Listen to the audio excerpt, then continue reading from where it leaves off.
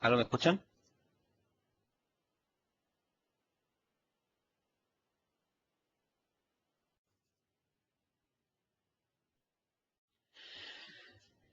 Ok, entonces vamos a comenzar.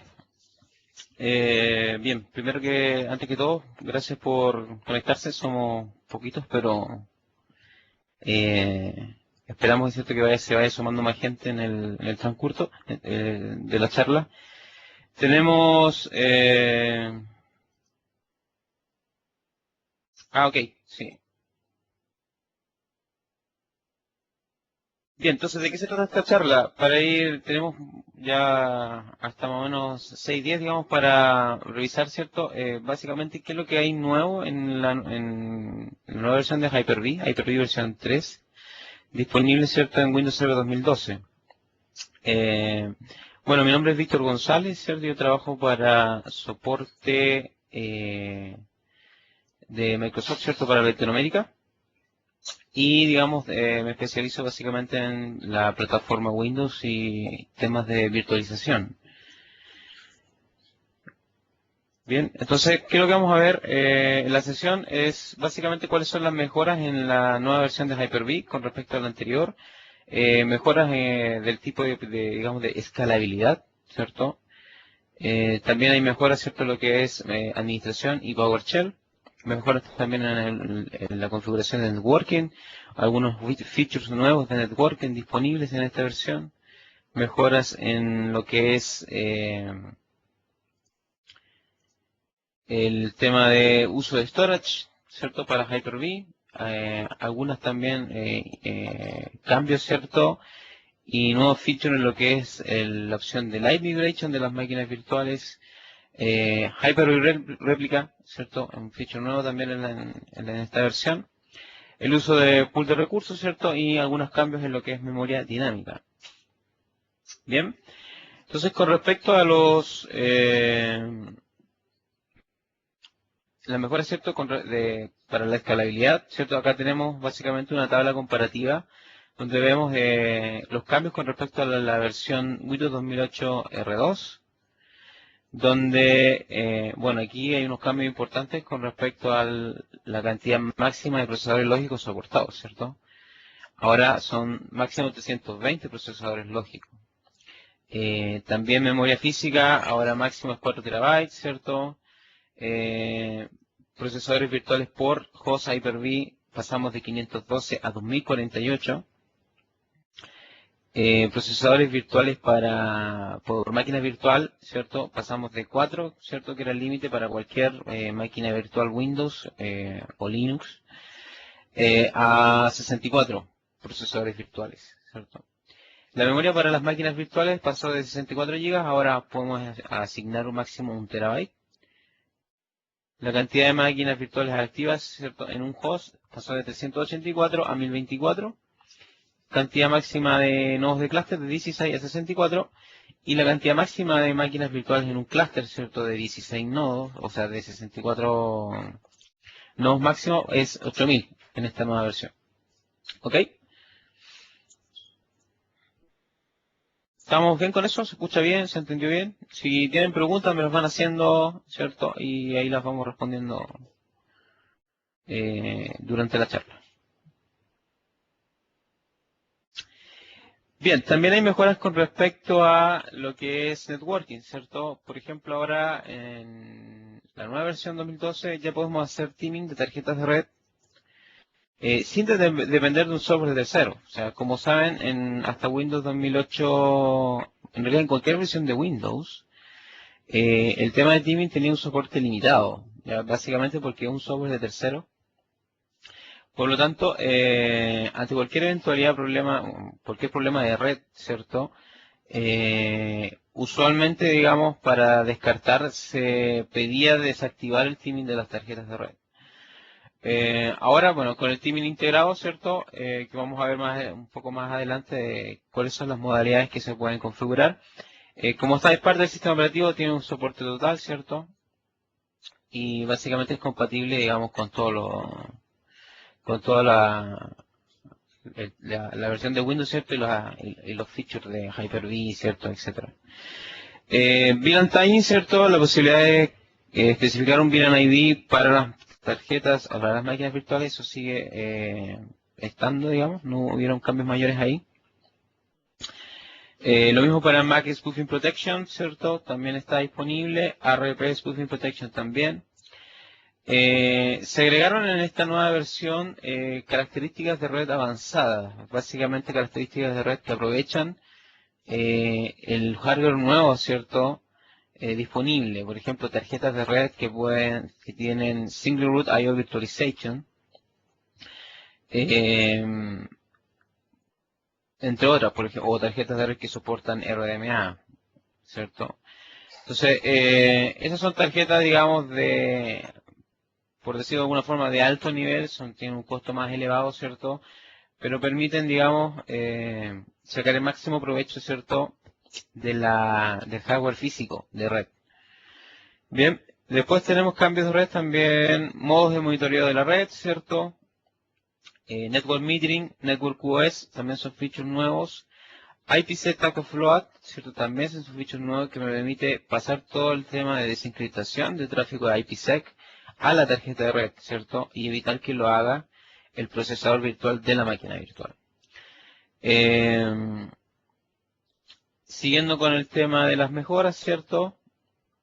Bueno, aquí un tema también importante en lo que es Network Feature, que lo vamos a comentar también más adelante, es la capacidad de eh, extender el switch virtual de Hyper-V.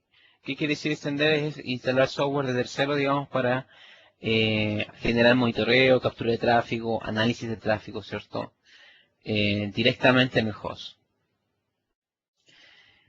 Bien, de las características de storage tenemos Live Storage Migration, que antes funcionaba en Windows 2008 R2, de Server 2008 R2, funcionaba solamente con System Center Virtual Machine Manager, ¿cierto? Ahora está disponible solamente teniendo el host de Hyper-V y sin límites, básicamente. O sea, yo puedo generar o ejecutar las migraciones de storage, ¿cierto? En paralelo, digamos, y sin límites. Ya, básicamente el límite ahí es la capacidad de hardware que tenga. Básicamente capacidad quiere decir es cuán rápido sea mi caja de disco, ¿cierto? Para sustentar varias migraciones de forma simultánea. Ahora podemos almacenar en la nueva versión discos virtuales, ¿cierto? En carpetas compartidas o file servers que usan el protocolo SMB 3.0. ¿Ya? Esos son básicamente file servers con Windows Server 2012. Algo nuevo y también interesante, yo creo que viene esperado, digamos, por todos, es la posibilidad de poder crear tarjetas Fibre Channel virtuales. Con lo cual yo puedo crear clúster ahora de máquinas virtuales en forma más fácil. ¿Ya? Recuerden que antes solamente podíamos hacer estos clústeres de máquinas virtuales a través del protocolo iSCSI, ¿cierto? Lo cual, digamos, no era el mejor rendimiento en ciertos casos. Pero con esta nueva característica, ¿cierto? Estamos sacando todo el potencial del hardware físico, ¿cierto? Y presentándolo a las máquinas virtuales. El formato de discos VHD, ¿cierto? Ahora, básicamente el formato conocido de .VHD, ¿cierto? Que soportaba discos de hasta 2 terabytes, eso se mantiene. Pero ahora tenemos un nuevo formato, ¿cierto? Que es formato VHDX o VHD extendido, con el cual puedo tener discos de hasta 64 terabytes máximo. Bueno, el tema del clúster, ¿cierto? Ya lo comentamos, ¿cierto? Que ahora podemos tomar el clúster vía también a iSCSI, ¿cierto? Y Fiber Channel.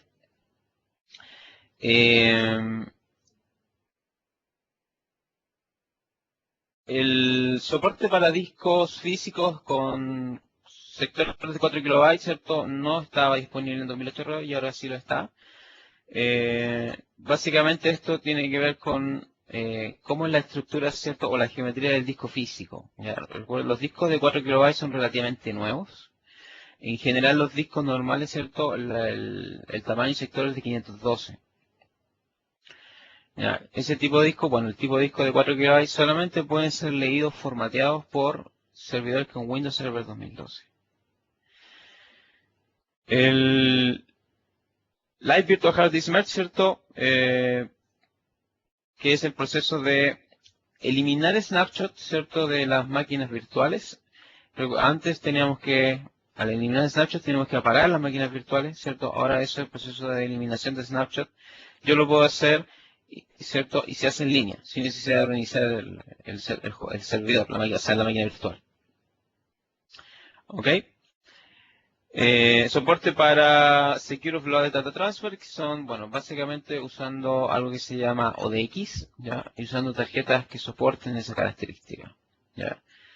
Eso es básicamente usando el protocolo SMB, ¿cierto? Directamente, digamos, en la tarjeta de red.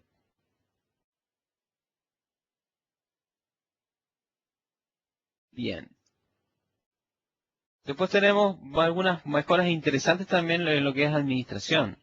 No sé si ustedes han trabajado bastante con la versión 2008 R2, que es, bueno, es bastante limitada con lo que es PowerShell. O sea, aquí en la versión R2, si no teníamos Virtual Machine Manager o System Center Virtual Machine Manager, es muy poco lo que podíamos hacer vía PowerShell, ¿ok? Prácticamente casi nada. Salvo que yo instale algunas extensiones de PowerShell para Hyper-V versión 2.0, ¿cierto? Y esas extensiones me permitirían crear máquinas virtuales, discos VHD vía PowerShell. Ahora la interfaz de PowerShell en 2012 es una interfaz completamente nueva. Hay muchos comandos PowerShell disponibles, tanto para Red, para Storage, como para la administración de las máquinas virtuales. ¿Ok? Así que ahí son, con estas extensiones nuevas son varias cosas las que podemos hacer vía PowerShell. Podemos habilitar también o deshabilitar el shell. ¿Ya? No sé si recuerdan que en 2008 R2, si yo instalo la versión Core, ¿cierto? No puedo volver a la versión Full o viceversa. Me quedo con esa versión, ¿cierto? En Windows Server 2012 yo puedo instalar una versión Full, ¿cierto? Y puedo después desactivar la parte gráfica y volverla a activar. ¿Ok? Entonces es un cambio interesante como para no sé, instalar el servidor con versión full, ¿cierto? Hay algunas cosas que son un poquito challenge para configurar, por ejemplo, instalar alguna aplicación en versión core. Bueno, con 2012, bueno, puedo instalar la versión full, instalo mi servidor, lo configuro y después cuando tengo todo configurado, saco la parte gráfica, ¿cierto? Y dejo solamente el servidor como modo core. Eso también está bueno para no estar parchando tanto el servidor, ¿cierto? Disminuir un poco la superficie de ataque, etcétera. Ahora también, ¿cierto? En la nueva versión soportamos la conexión vía MConnect, ¿cierto? ¿Ya? Y usando además Remote Effects, ¿ya? Lo cual no se podía hacer en 2012. Bien, También hay unas mejoras con respecto a la creación de máquinas virtuales, ¿cierto? Ya habíamos mencionado de que puedo almacenar las máquinas virtuales en un file share que usa el protocolo SMB 3.0. Puedo además habilitar la memoria dinámica, ¿cierto? Cuando la máquina virtual ya está creada. Ya, antes eso, básicamente era dos pasos. O sea, yo creaba la máquina virtual, ¿cierto? Y después tenía que habilitar memoria dinámica, ¿cierto? Ahora, bueno, en el mismo wizard ya puedo habilitar todo directamente. El formato de disco virtual ahora por defecto es VHDX. Y cierto, hay nuevos PowerShell Commandlet, como ya les decía, para crear máquinas virtuales, borrar máquinas virtuales, cierto, configurar la máquina, etcétera. Son básicamente las mejoras que hay a nivel de administración. También el proceso de import es ahora más sencillo que el anterior. ¿Ok? Básicamente acá el proceso de import no solamente copia, digamos, o lee la información, sino que detecta posibles incompatibilidades, ¿ya?, en el proceso. Por ejemplo, que la máquina virtual se haya creado en un servidor Hyper-V que tenga diferente versión de procesador, por ejemplo, que esté conectada a un virtual switch que no existe en el servidor destino, ¿cierto? Cosas de ese tipo se van a detectar en el wizard y se va a generar la corrección respectiva. Luego, bueno, esto es básicamente un comando de import básico vía PowerShell. No sé si tienen alguna experiencia con PowerShell previa o es algo totalmente nuevo. Bien, entonces ahí para los fanáticos del tema de scripting, ¿cierto?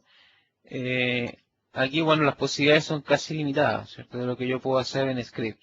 Aquí básicamente el ejemplo que tenemos acá es, yo defino una variable virtual machine, ¿cierto? Defino una variable path donde especifico los archivos donde está el export de esa máquina virtual. ¿Ok? Defino una variable source donde está el archivo de configuración de esa máquina virtual exportada. Y después corro el comando import bien, ¿cierto? Especificándole todas esas variables de entorno. Además, esto yo lo puedo hacer en forma cíclica, utilizando el for each de PowerShell, ¿cierto? O sea, me creo una lista, ¿cierto?, de las máquinas virtuales que quiero importar, ¿cierto? Y cíclicamente voy haciendo el proceso de import en forma automática. Ya no lo tengo que hacer. En 2008 R2 este proceso era manual, o sea, tenía que hacerlo uno por uno, ¿cierto? Cada una de las máquinas y a través del wizard, de la interfaz gráfica. Ahora, si se fijan, con un pequeño script ya puedo hacerlo para todas las máquinas virtuales que están exportadas en la carpeta HB Machines. ¿Okay? Muy útil para migraciones entre hosts, ¿cierto?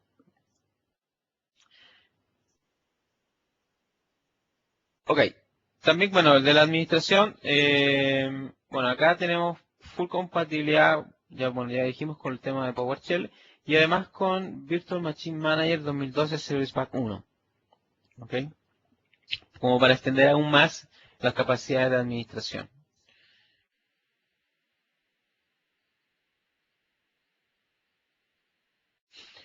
Bien, configuración de Hyper-V Server usando PowerShell. Acá tenemos, por ejemplo, el commandlet get raya bmhost, ¿cierto? En general, cualquier commandlet que yo escriba, ¿cierto? Yo voy a poder obtener en la misma interfase de PowerShell ayuda, digamos, de cuáles son las variables que debo especificar. ¿Ok? Por ejemplo, ahí como aparece en la pantalla, yo escribo el comando, escribo el guión y aprieto la tecla Tab, ¿cierto? Y me aparece una lista de las posibles, digamos, opciones que tiene ese comando, ¿ya? Esta ventana que está aquí no es la ventana de PowerShell normal, sino una ventana que se llama PowerShell ISE. ISE, ¿ok? Que es una ventana, es una aplicación para desarrollo o prueba de script de PowerShell más avanzada. Bueno, lo importante acá es que vamos a ver los comandos, ¿cierto? Luego los comandos que hay disponibles para PowerShell en esta nueva versión. Bien, con respecto a lo que es networking, lo que estaba antes, ¿cierto? Lo que era los tipos de Virtual Switch, por ejemplo, eso no ha cambiado, ya se mantiene el tipo externo, que era para tener conectividad entre las máquinas virtuales y el mundo exterior, ¿cierto? Y la máquina en el ambiente físico. El Virtual Switch interno, que era para tener comunicación solamente entre las máquinas virtuales y el host de virtualización, y el Virtual Switch del tipo privado, que era exclusivo para las máquinas virtuales. ¿Ok? Estas tarjetas, estos Virtual Switch también pueden ser administrados vía PowerShell, o sea, los puedo crear, ¿cierto? Eliminar, ¿cierto? Y reconfigurar, prácticamente. Los tipos de adaptadores de red virtuales siguen siendo también los mismos, ¿cierto? El adaptador de tipo Legacy, que me va a permitir básicamente el boteo vía Pixie, ¿cierto? Pixie Boot. Y el adaptador del tipo sintético, que es el que nosotros básicamente utilizamos para obtener el mejor rendimiento de red en Hyper-V. Luego tenemos, bueno, con respecto al Virtual Switch Manager, eh, bueno, acá se mantiene lo que es la administración normal vía interfaz gráfica y agregamos, ¿cierto?, la componente de PowerShell. Entonces acá tenemos un ejemplo de cuáles son los commandlets disponibles para la administración de la parte de lo que es networking. Por ejemplo, VNetwork Adapter, ¿cierto? GetNet Adapter, GetVNSwitch, ¿cierto? Una serie de comandos que nos van a permitir obtener información de la configuración, ¿cierto?, de los switch o tarjetas de red virtuales. Bien, entonces un pequeño ejemplo de, vamos básicamente, qué es lo que hay disponible ahora. Voy a compartir acá.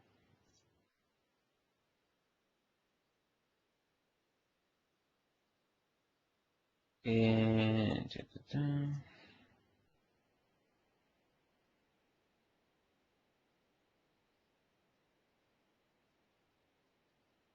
Bien, ¿ven la consola de PowerShell?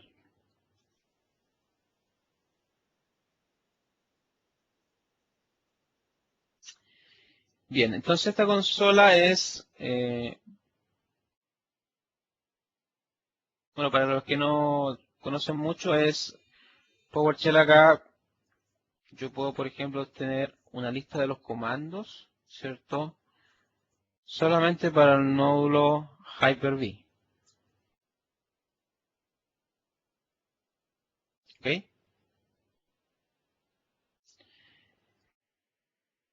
Entonces, el PowerShell funciona por módulo. O sea, cada módulo tiene su conjunto de comandos o CMDLET. Entonces, acá el módulo de Hyper-V tiene todos estos comandos, que son varios, ¿cierto? Ya habíamos hablado de que comandos que me permiten crear máquinas virtuales, crear Virtual Switch, ¿cierto? Crear Virtual Hard Disk, hacer merge de discos, montar discos, etcétera. Ya, acá está toda la lista disponible. Esto no existía en 2008 Redo. Entonces acá, por ejemplo, si yo quiero crear una máquina virtual, por ejemplo, usamos el comando new virtual machine. ¿Ok? Y acá, por ejemplo, en particular, este comando, si yo no especifico nada, va a crear una máquina virtual usando toda la configuración por defecto. ¿Ok? Entonces acá se creó la máquina virtual con el nombre New Virtual Machine, en el estado apagado, ¿cierto?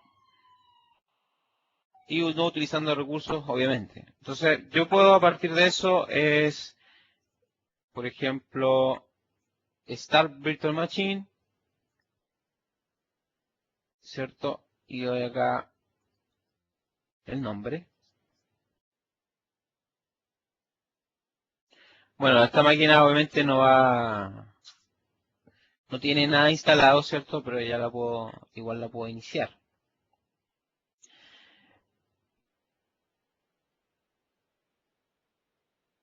Entonces, bueno, esa máquina nosotros lo podemos ver acá en la interfase.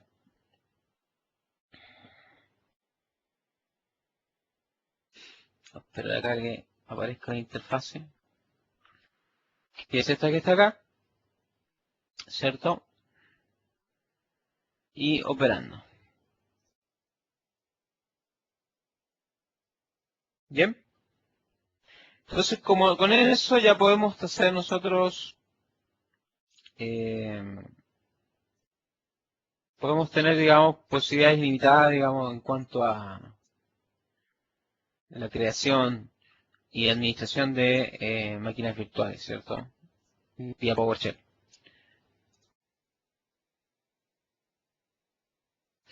Ahora, si ustedes quieren, por ejemplo, tener más información de un comando, pueden usar... ¿se ve la consola de PowerShell?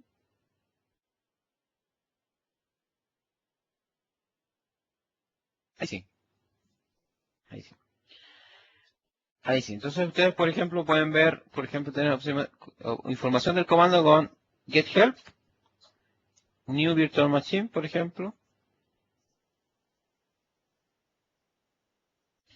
Y acá ustedes pueden especificar, yo quiero ver solamente, muéstrame los ejemplos, ¿cierto? Para ese comando. Y acá aparece, digamos, básicamente una pequeña ayuda, ¿cierto?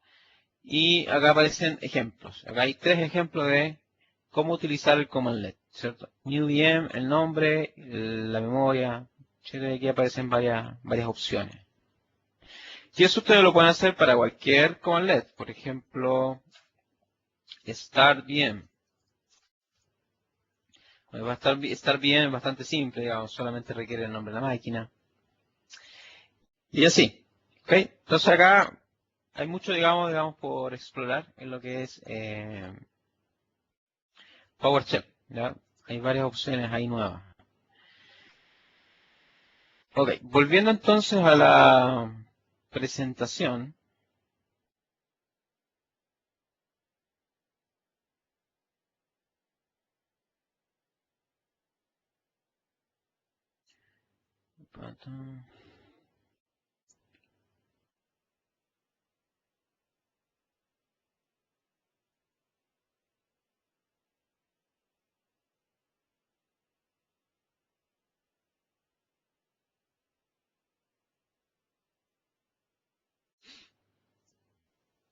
Ok.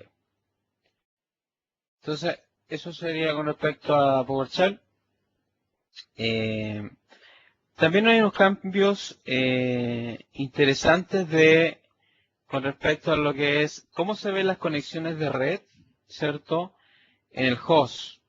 Ahora, pues básicamente cuando yo creo un Virtual Switch, ese Virtual Switch se ve reflejado, digamos, en lo que es en los nombres de las conexiones de red en el host, ¿ya? De tal forma de yo poder identificar ese Virtual Switch en forma más eficiente, de forma más rápida.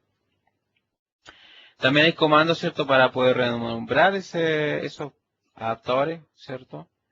Y colocar un nombre más descriptivo, ¿ya? Bien, también está, como les mencionaba, el tema de teaming en Hyper-V. Básicamente el teaming en Hyper-V soporta 2 modos. Modo independiente de switch y modo dependiente de switch, ¿ya? O sea, como su nombre lo indica, el modo de switch independiente no requiere ninguna configuración en el switch físico, ¿ok?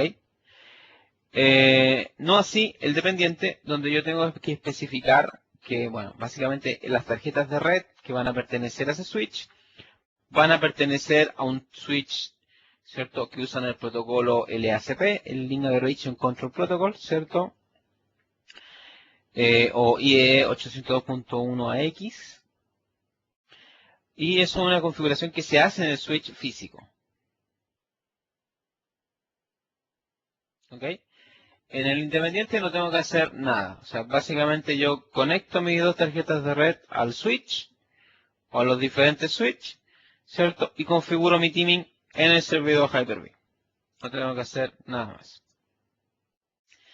Bien, entonces, bueno, de los dos tipos, básicamente el más utilizado es el modo independiente, ¿ya? El que funciona mejor en general en las modalidades activo stand-by, ¿cierto? Para las máquinas virtuales. ¿Ya? Entonces, para Hyper-V, recuerden que el tema de teaming no es solo para Hyper-V, o sea, es un feature del sistema operativo. Por lo tanto, yo puedo usar teaming en servidores 2012 con Active Directory o SQL, etcétera. Para los servidores 2012 que tienen el rol de Hyper-V, lo mejor es usar el modo de switch de teaming independiente, ¿ok? Así que entrega los mejores resultados. Bien, puertos dinámicos del switch.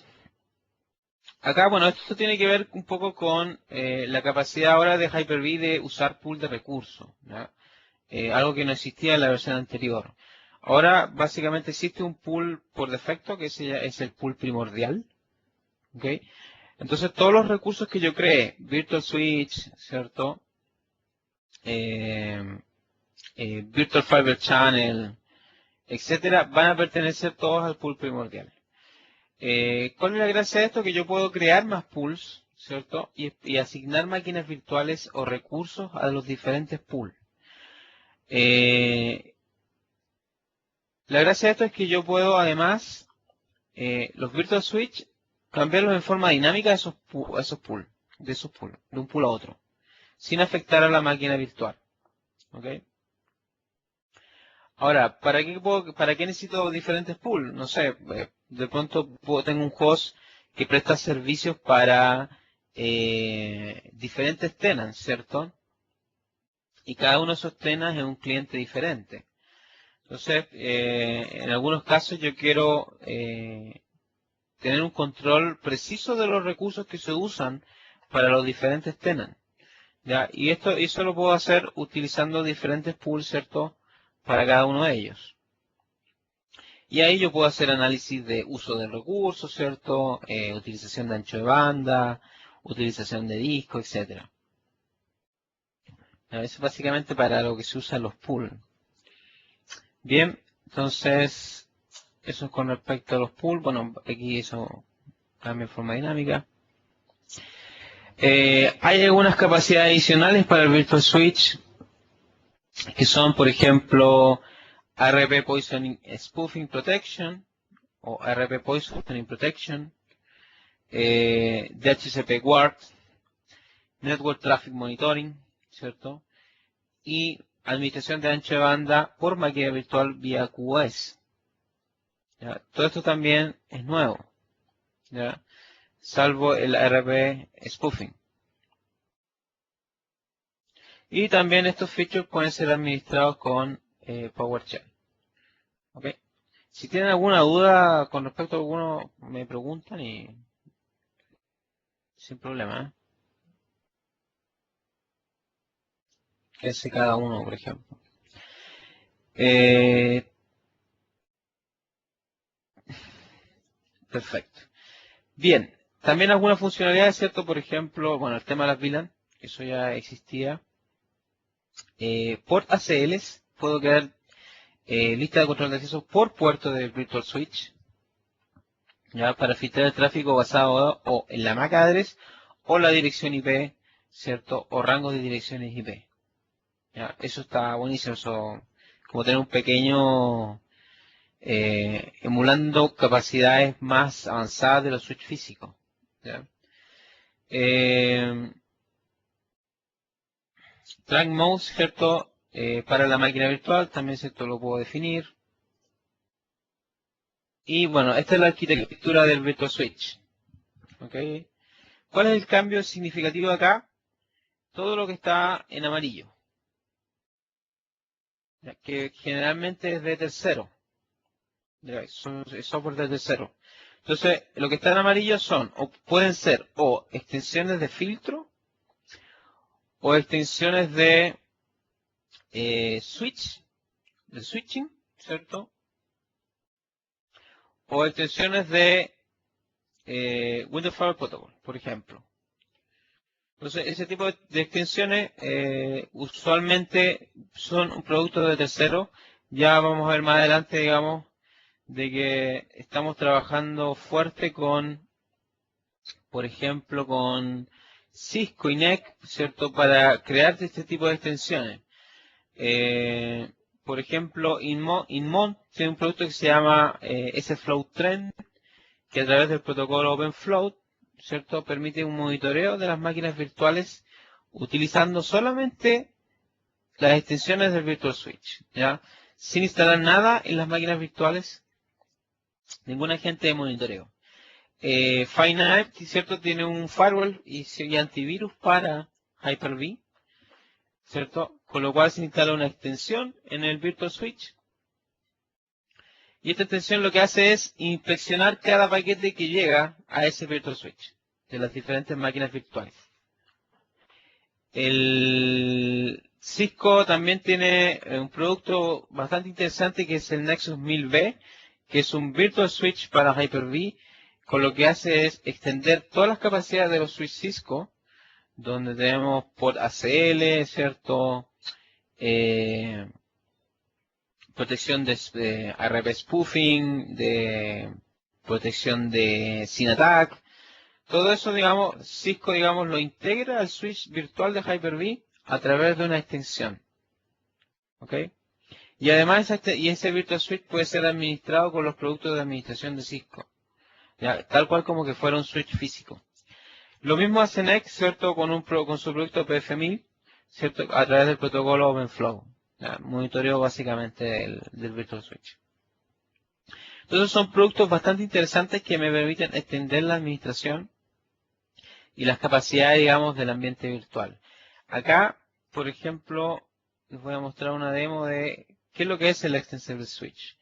Por ejemplo, aquí, ¿qué es lo nuevo, básicamente? Si yo les voy a compartir acá la consola de Hyper-V,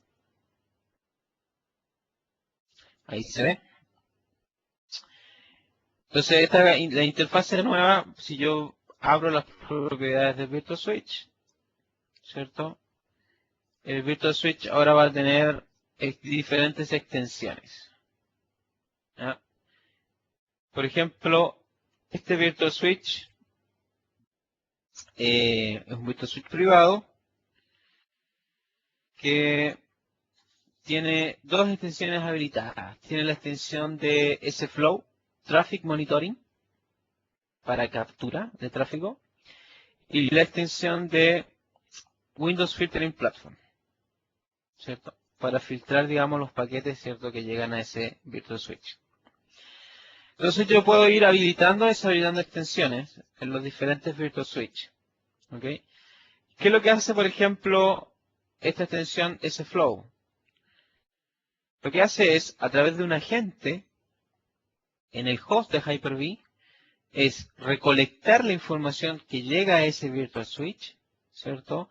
Y mostrarla en una consola, ¿cierto? Donde voy a ver toda la información de las máquinas virtuales que están conectadas a ese Virtual Switch.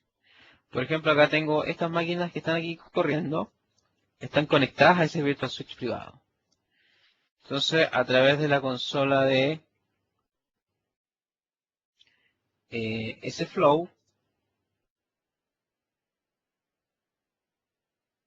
ahí se ve.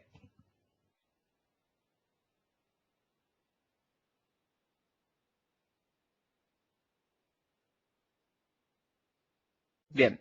Entonces, una consola es bastante sencilla. De hecho, esta versión es gratuita. Hay una versión más avanzada que es pagada, la versión Pro. Esta versión requiere solamente instalar un agente, ¿cierto? Y una extensión en el host de Hyper-V. Una vez que yo instalo eso, abro la aplicación Java, ¿cierto? Y la aplicación, que es este dashboard, me va a empezar a mostrar la información recolectada. Por ejemplo, en el caso del host de Hyper-V, ¿cierto? Aquí voy a ver, bueno, esta es mi máquina, soy el de Víctor Go, pero además voy a ver información de las diferentes máquinas virtuales que están conectadas a ese Virtual Switch. Por ejemplo, acá veo porcentaje de CPU. Ya, puedo ver, por ejemplo, utilización de memoria, I/O de disco, uso del disco, paquetes de red, ¿cierto? O bytes de red, etcétera. ¿Ok? Lo interesante es que no necesito instalar, como les decía, nada en las máquinas virtuales. Solamente desde host yo puedo obtener toda esta información. ¿Ok? Entonces, por ejemplo, puedo ver la información de los servicios, etcétera. Y esto es dinámico, o sea, una vez que yo habilito la extensión en el Virtual Switch, empieza, digamos, a recolectar o a llegar la información. ¿Ok?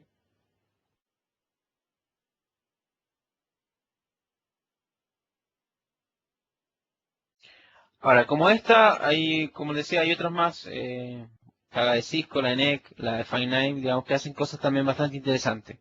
La mayoría creo que tienen productos de prueba, así que bueno, pueden contactar ahí a cada uno de los distribuidores y ver, dar una miradita, ¿cierto?, a las versiones de evaluación, ¿ya? Para ver cómo funcionan. Ok, ¿dudas con respecto a eso? ¿Les parece bueno, malo, interesante, no?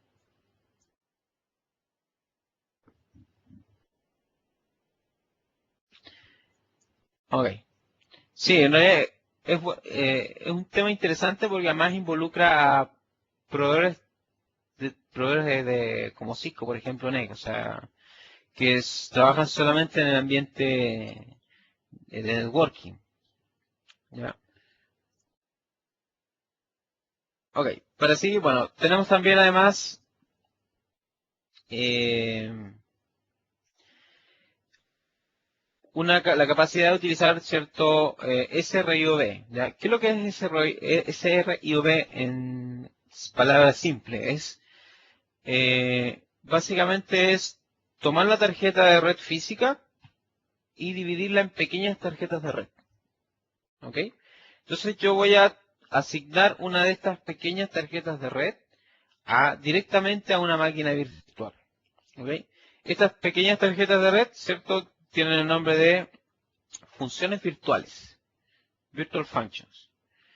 Entonces, por ejemplo, una tarjeta de red que soporta SRIOV, típicamente va a tener alrededor de entre 32 o 64 funciones virtuales la tarjeta, digamos, de alto nivel. ¿Ok? Ojo, son tarjetas especiales, digamos, son tarjetas hechas para esto, que tienen que soportar este feature. Además, el servidor Hyper-V, ¿cierto? Tiene que soportar este feature, ¿cierto? Para que funcione. El driver de la tarjeta de red tiene que soportar este feature. ¿Ya? Tiene que haber una compatibilidad total. ¿Cierto? Una vez que esto ya lo tengo habilitado, ¿cierto? Yo puedo presentar una de estas funciones virtuales directamente a una máquina virtual. O sea, básicamente la máquina virtual es como que estuviera usando una tarjeta de red física, no un switch virtual. ¿Ok? Y lo bueno acá es que ese rollo B está soportado en escenarios de movilidad. O sea, puedo usar Single Root I/O Virtualization en conjunto con Live Migration, por ejemplo. ¿Ok? Claramente esto es para máquinas virtuales que tienen requerimientos de red avanzados, ¿cierto? Un servidor web, ¿cierto? Que tengan bastante tráfico, servidores de FTP, servidores de streaming de video, audio, cosas de ese estilo. ¿Ok? Bueno, eso es básicamente cómo funciona SRV. Hay además, ¿cierto? Unos comandos, digamos, para habilitar SRV, verificar la compatibilidad, ¿cierto? Etcétera.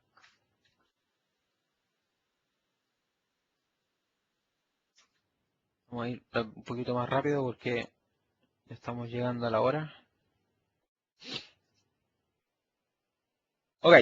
Otro feature adicional, bueno, existía en 2008 reos el tema de las colas de Virtual Machine. ¿Ya? Esto es básicamente una cola, en BenQ es crear colas o espacios de memoria para administrar el tráfico de red de las diferentes máquinas virtuales. ¿Ya? Esto solamente opera para el tráfico de red entrante a la máquina virtual, ¿cierto? No para el de salida.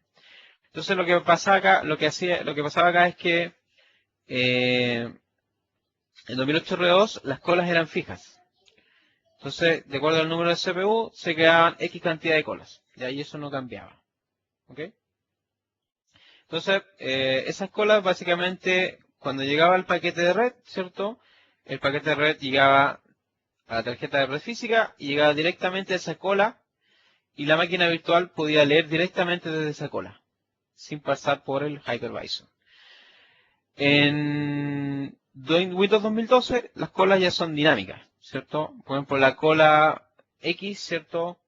Puedo utilizar más de una CPU, ¿cierto? O la cola X, ¿cierto? Se puede desactivar, ¿ya? Y eso lo hace, digamos, como decía, en forma dinámica. De acuerdo a la demanda, digamos, de las máquinas virtuales. Bien. Bueno, el timing de las tarjetas de red.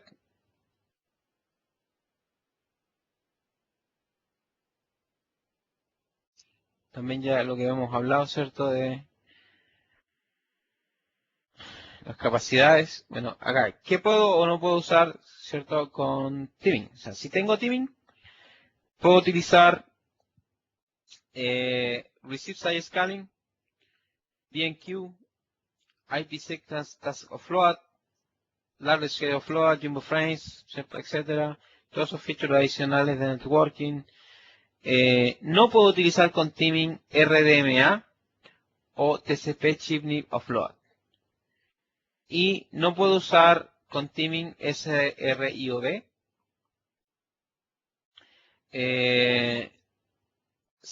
Salvo que, o sea, timing en el host, salvo que use timing directamente en las máquinas virtuales, ¿cierto? O sea, puedo usar timing con SRIOD, pero solo dentro de la máquina virtual. ¿Ya? No timing en el host. Hay también además, ¿cierto? Varios comandos para verificar el funcionamiento del timing de red, ¿cierto? Para la creación del timing y para la eliminación del timing. Con netlpfoteam, ¿cierto? Ahí, bueno, básicamente puedo crear, ver la información, eliminar, renombrar, etc. Para el timing de red. Bien, pasando a storage, el formato nuevo de disco, ¿cierto? VHDX, básicamente soporta, pasamos de los 2 MB de bloque a 32 MB de bloque. ¿Ya? Soporte para disco de 4 KB nativo, un tamaño máximo de 64 TB, ¿cierto? Y el soporte de trimming. ¿Ya? Trimming es una capacidad de la storage que me permite hacer unmap, ¿cierto?, del espacio de un disco. ¿Ya? Para liberar espacio. Soporte SMB, ¿cierto? Failover transparente, ¿cierto? Para las máquinas virtuales que tienen información almacenada en SMB. SMB multichannel, la capacidad de usar varias tarjetas de red en conjunto, ¿cierto? Para la conexión SMB. SMB Direct, la capacidad de usar la tarjeta, o el hardware de la tarjeta de red, ¿cierto? Para la comunicación SMB, ¿ya? Que es lo que se conoce como RDMA, ¿ok? Que es Remote Direct Memory Access. No sé si han escuchado hablar de tecnologías como InfiniBand, Mellanox. ¿Les suenan esos nombres o...?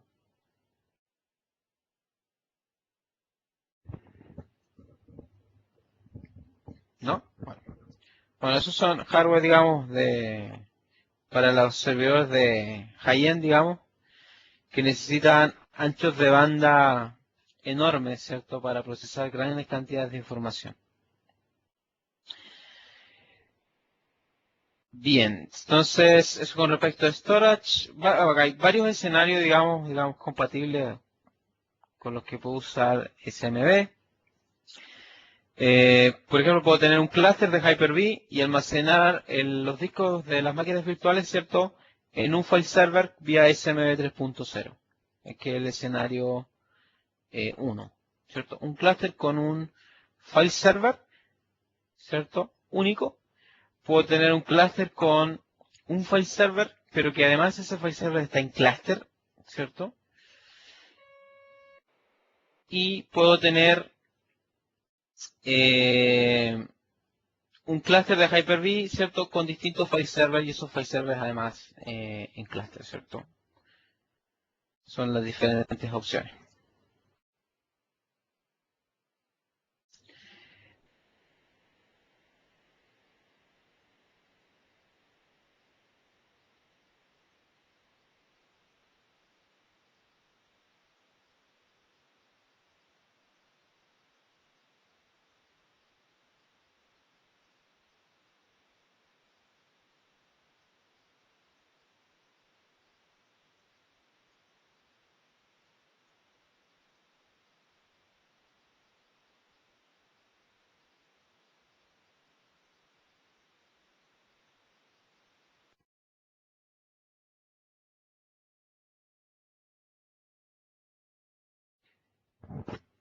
¿Aló?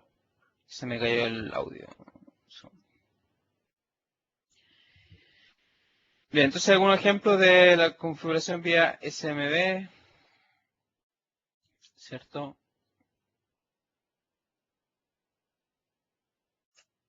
El uso de clúster o no para el file server, donde van a estar los, ¿cierto? Los VHD. Ahora, lógicamente para tener este tipo de configuración, la tarjeta de red, ¿cierto? Con la cual yo me voy a conectar a esos file share, estamos hablando de tarjeta de por lo menos 1 giga, ¿cierto? Hacia arriba. ¿Ok?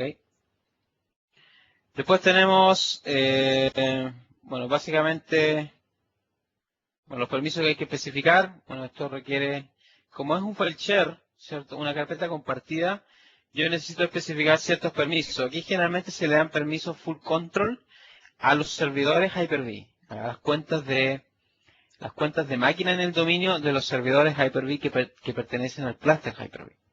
¿Okay? Y todo esto se puede hacer vía command-led de PowerShell. ¿Okay? Bueno, esto también es un tema interesante que, bueno, a tener en consideración que es el SMB loopback no está soportado.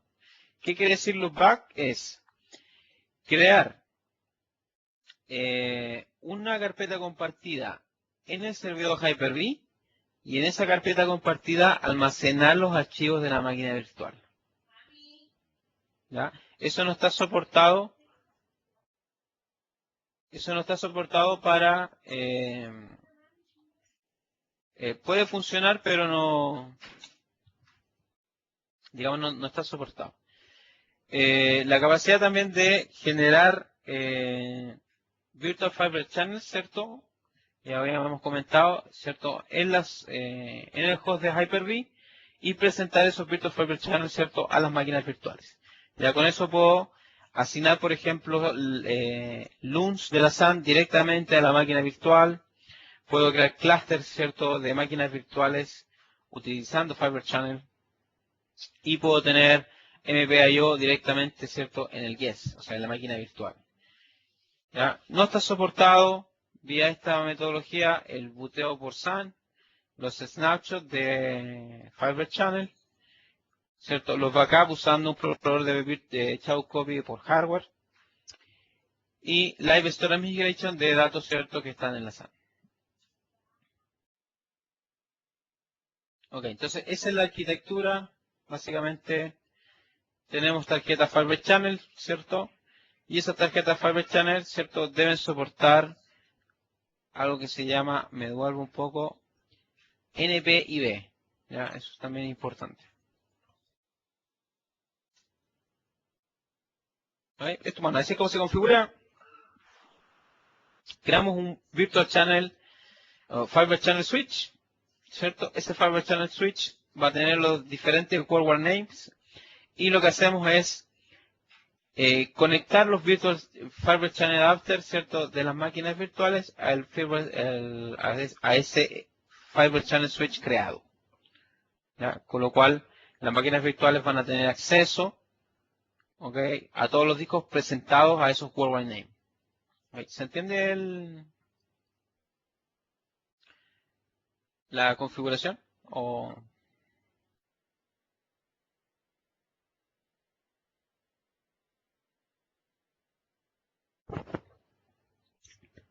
algo me escuchan? A ver, bueno, este tema de Virtual Channel es más, eh, digamos, tiene unos conceptos más asociados a la SAN, digamos. Puede que no sea muy fácil explicarlo, digamos. Bien, Live Storage Migration, ¿cierto? Como ya habíamos mencionado, puedo tener diferentes tipos de migraciones y también migraciones de storage de forma simultánea. ¿Ya? Por ejemplo, ahora tengo, además de la migración que conocíamos como Live Migration, que era mover una máquina virtual desde un servidor Hyper-V a otro, en línea, sin impacto para la máquina virtual, ahora tenemos la misma migración, ya, pero con una arquitectura que se llama Shared Nothing. Ya, ¿qué quiere decir Shared Nothing? Es que no necesito compartir el disco de la SAN a los diferentes nodos del clúster, ¿cierto? Para hacer la migración. ¿Ok? Entonces, acá, bueno, básicamente, ¿a qué ayuda esto? A poder tener clúster disperso. ¿Ok? Entonces, estos clústeres dispersos, básicamente, voy a poder tener clúster, por ejemplo, un clúster en México, ¿cierto? Un nodo del clúster en México y otro nodo del clúster, ¿cierto? En otro país o una otra ubicación conectados por un enlace WAN, ¿ok? Y poder hacer la migración sin necesidad de compartir el mismo storage para ese clúster. Recuerden que el clúster Microsoft, por lo general, necesita storage compartido para configurar los distintos recursos. ¿Ya? Bien, este es el proceso básicamente de migración de storage. Es básicamente la lectura y escritura del origen. Inicialmente, ¿cierto? Van al origen cuando se inicia el proceso de migración. ¿Ok? Mientras el proceso continúa, ¿cierto? Todo el contenido es copiado a la nueva ubicación, al punto 2. Después que se inicia la copia inicial, se hace un mirroring de las lecturas y escrituras. ¿Ya? O sea, va a llegar un punto en que todo lo que yo estoy escribiendo en el origen, en el VHD origen, también lo estoy escribiendo en el VHD destino. Una vez que esos discos están sincronizados, se hace el cambio, ¿cierto? Se hace el failover del VHD. ¿Ya? Y eso es totalmente transparente para la máquina virtual. No tiene cero impacto para la máquina virtual. No hay pérdida de información, nada. Ya es totalmente, como decía, transparente. Lo mismo aplica para Shared Massive Live Migration. El proceso es similar. No hay impacto para la máquina virtual. ¿Ya? Y bueno, una característica interesante es que ahora las migraciones yo las puedo iniciar desde la misma consola Hyper-V. ¿Ya? Antes de sola la migración yo la tenía que ejecutar desde la consola de clustering, ¿cierto? O desde Virtual Machine Manager. ¿Ya? Ahora, si se fijan acá, yo tomo una máquina, ¿cierto? Clic derecho y le doy en la opción Move. Y con eso voy a iniciar una migración, ¿cierto? Del storage de la máquina virtual. Puedo utilizar además el commandlet move-vm storage, ¿cierto? Para esa máquina virtual. Bien, Offload Data Transfer, ¿cierto? Es la capacidad de usar básicamente storage inteligentes, digamos, que soporten esta característica para replicar, ¿cierto? O mover información, ¿ya? Utilizando en este caso las capacidades del storage. ¿Ya? Aquí el host Hyper-V no copia nada o no se hace ninguna transferencia de entre host y host, sino que se instruye al storage para que la storage haga la transferencia. ¿Ya? Bueno, la storage va a hacer la transferencia ya basado en, no sé, lo que tenga configurado, replicación vía WAN, ¿cierto? O replicación vía SAN o fibra. Bien, otro de los features también bastante interesante es Hyper-V Replica, ¿cierto? Que es la capacidad de replicar el contenido, ¿cierto? O de los VHD de una máquina virtual, ¿cierto? A un servidor Hyper-V alternativo o destino, ¿ok? La replicación en este caso siempre es en tiempo real, ¿ya? Y programada. Ya yo puedo programar la replicación para que ocurra cada 5 minutos, cada 10 minutos, ¿cierto? Dependiendo de mis necesidades. Con lo cual, ¿cierto? Lo que va a pasar es que cada transcurrido ese tiempo se va a tomar toda la información, ¿cierto? De unos logs, ¿cierto? En el origen y se va a replicar al destino, ¿ya? Para tener una información consistente, ¿ya? Bien, la replicación en este caso es asincrónica. O sea, no necesito un enlace, digamos, dedicado, ¿cierto? Puede ser un enlace WAN, un enlace de baja latencia, si lo desean, para hacer la replicación. Puedo utilizar Volume Shadow Copy Service, ¿cierto? Para tener consistencia de las aplicaciones que están corriendo dentro de la máquina virtual, por ejemplo. Y también puedo tener inyección de dirección IP. ¿Qué quiere decir esto? Que si yo tengo un host Hyper-V que está en un site que tiene cierto direccionamiento IP y yo lo replico a un Hyper-V que tiene otro direccionamiento IP, yo puedo hacer que en el proceso de failover la dirección de la máquina virtual, la dirección IP, cambie como parte del proceso de failover. ¿Okay? Así que eso es un complemento importante a todas las soluciones que hay de disaster recovery, de sitio, para máquinas virtuales en este caso. Bien, bueno, ¿cómo funciona? Básicamente es, en el origen, ¿cierto? Tengo mi máquina virtual, ¿cierto? Con su VHD y además un archivo de log. Entonces, acá se está continuamente escribiendo el archivo de log. Y ese archivo de log lo que está haciendo es siendo escrito con transacciones las transacciones que se van pasando al disco VHD de origen. ¿Ok? Cuando yo establezco la réplica, se crea una copia inicial, que es una máquina de réplica destino con su mismo VHD. Entonces, una vez que esto empieza a replicar, como se ve ahí, el log, ¿cierto? Log file 1 empieza a recibir información de las transacciones. Esa información, llegado el tiempo de réplica, se pasa, ¿cierto?, al destino, ¿cierto? Y esos logs empiezan a hacer match con el VHD destino. De la misma forma, en el origen se crea un segundo log donde se va a ir almacenando la información y ese segundo log, pasado el schedule de replicación, también se va a pasar al servidor. ¿Ok? O sea, básicamente se llena un log de información y ese log es el que se copia después al destino y se inserta las transacciones. ¿Bien? ¿Alguna duda con Hyper-V Réplica? ¿Comentarios? ¿Lo habían visto, escuchado?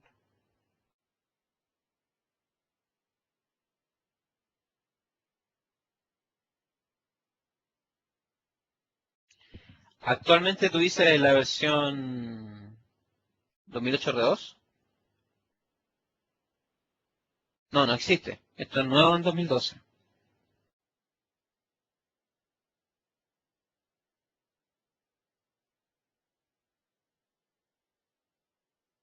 Mariano, consultas, ¿no?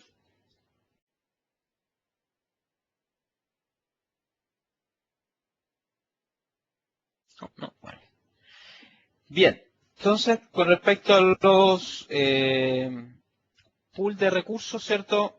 Esto un poquito más de lo que ya comentaba, ¿cierto? Es la capacidad de poder crear diferentes pools de recursos para diferentes tenants, o en este caso, un tenant generalmente se asocia a un cliente, ya que usa un mismo host de virtualización, o conjunto o un clúster de virtualización. Entonces, eso con respecto a los pools de recursos. Hay algunos cambios en memoria dinámica, que es, y ahora puedo configurar memoria dinámica directamente en el proceso de creación de la máquina virtual. Y algo también interesante es el uso de un feature nuevo que es Smart Paging. ¿Ya? Smart Paging es la capacidad o Second Level Paging, de asignar una pequeña área de disco físico en el host a modo de emular memoria física. ¿Ok? Ahora, ¿para qué se hace esto? Se hace solamente en el caso de que la máquina virtual no pueda iniciar, ¿ok? O no se pueda reiniciar porque el host no tiene recursos de memoria, ¿ya? Supongamos que yo tengo una máquina virtual y el host está casi al límite, el host de esta Hyper-V, o sea, casi al límite de uso de memoria física. Y hay muchos escenarios donde yo al reiniciar esa máquina, como el host está al límite, esa máquina no va a reiniciar bien porque el host no tiene recursos. Entonces con Second Level Paging lo que hacemos es dar un poquito más de recursos de memoria para esa máquina virtual, ¿cierto? Ese recurso es disco físico, pero solamente para que la máquina pueda reiniciar. Una vez que la máquina reinició, esas páginas de memoria, ¿cierto? Se eliminan y se pasan a páginas de memoria física, ¿ya? O sea, no es lo que hace la competencia, digamos, con Oversubscription, que básicamente le dan memoria física del tipo disco, ¿cierto? A las máquinas virtuales. También cambios en la interfase. Bueno, la interfase antigua, esto era lo que mostraba, ese era el estado de la máquina, de la memoria dinámica, ¿ya? Y en 2012, ¿cierto? Se cambió un poco, digamos, cómo se muestra esa información en pantalla. ¿Ok? Además se agregaron contadores específicos para la memoria dinámica en el host de Hyper-V. Y contadores, por ejemplo, cuánta memoria está usando, cuál es la presión, etc. ¿Tienen conocen lo que es memoria dinámica o es nuevo también para ustedes?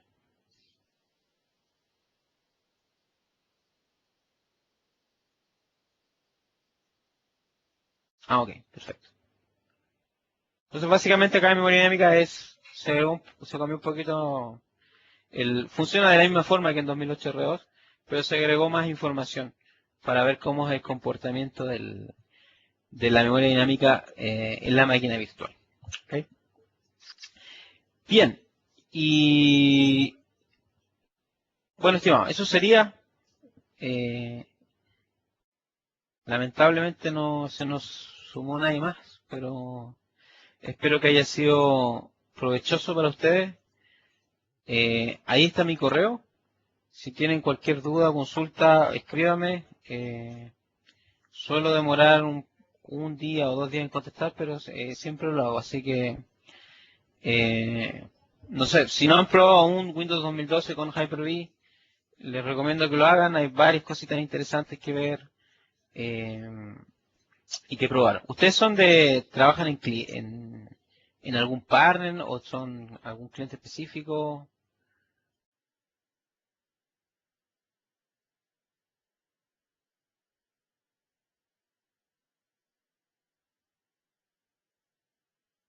FEMSA.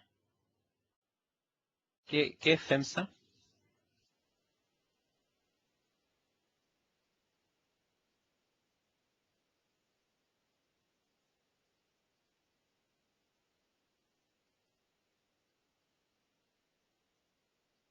Ah, bien, perfecto. México. Ah, excelente. Entonces espero que esto le ayude en la administración de Hyper-V y la implementación de la nuevas tecnologías. ¿Ok? Así que nada, pues cualquier cosa, cualquier pregunta, duda, ahí está mi correo, de todo lo unido, exacto. Tienes toda la razón. Mándenme un correíto nomás y ahí yo se lo respondo apenas pueda. ¿Ok? Así que muchas gracias y a probar. A probar.